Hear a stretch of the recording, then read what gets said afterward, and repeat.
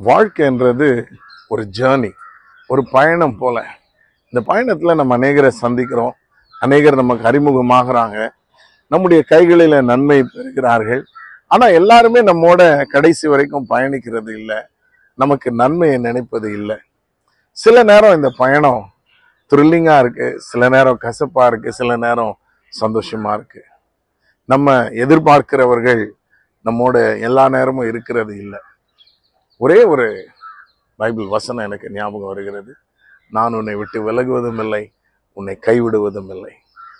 No matter what happens, you can be assured that God is with you. என்ன நடந்தாலும் சரி, உங்களை விட்டு விலகாத ஒருவர், உங்களோடு உங்களுக்கு உதவி செய்யும்படி இருக்கிறவர் ஒருவர் உண்டு. அவர் ஆண்டவராகிய இயேசு கிறிஸ்து. இன்றைக்கும் உங்கள் பாதை எப்படி இருந்தாலும் சரி, எவ்வளவு சவால் நிறைந்ததா இருந்தாலும் சரி, எவ்வளவு கடினமா இருந்தாலும் சரி, அவர் உங்கள் அருகிலே உங்களுக்கு உதவி செய்யும்படி இருக்கிறார்.